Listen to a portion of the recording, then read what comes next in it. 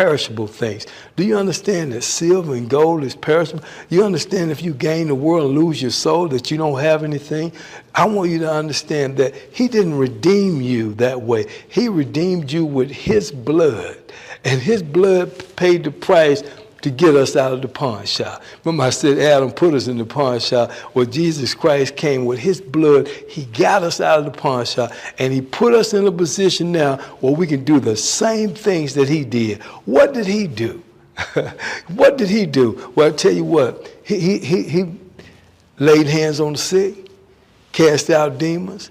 And so when you say lay hands on the sick, the lady that I told you, my friend's wife was sick, we laid hands on her with the word of God when we united with faith, and she got healed.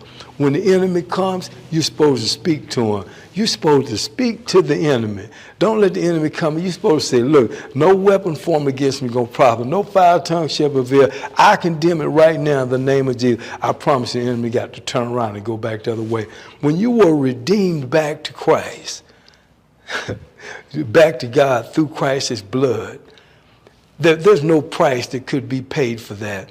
To get you out of the pawn shop, you didn't have enough money to get out of that pawn shop of bondage and Satan having power and authority over you, and you looking at what you see, feel, and think. But Christ came and got you out of that bondage, just like he did the Israelites when he sent them out to go to the promised land. I'm telling you, your promised land is right there. You may have to go through to get to it, but it's only so God can show you who he is. That's why you ought to count it as joy when you face trials of many kinds, because they're only opportunities to build your character, to get your perseverance and your endurance right, which will complete your faith, and then you can step into your destiny. I got something. He said, Pastor, I want you to show him something.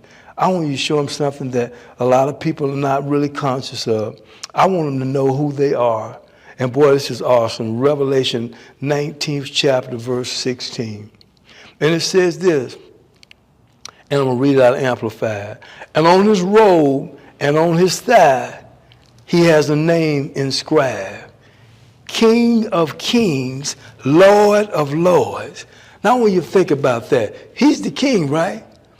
Who's the other king? Who's the other king and queen? It's us. Who's the other? He's the Lord. Who's the other Lord of Lords? It's us. And I want you to know something, that we got power and authority that's been transferred right over to us, and we're not even conscious of it. And when we're looking at Christ, he wants you to understand that same power that I had, I transferred over to you. Colossians said it this way, I transferred you out of the kingdom of darkness into the Son's kingdom. So I guess that would make you the other king. He's king, King of Kings, Lord of Lords. He's the king, and we the kings and queens and lords and lords. And I want you to know something, that when you start thinking like that, you're going to stop having fear. You're going to stop having doubt and worry. But listen to me. It's not something you can feel physically. It's something on the inside, and when you become conscious of it. Now, watch this now, because the Israelites walked around the promised land. All these promises the Israelites have, we got these promises today. The promised land is right out there in front of you. I want you to stop walking around it, and I want you to unite faith with the word, and I promise you can get the promises of God.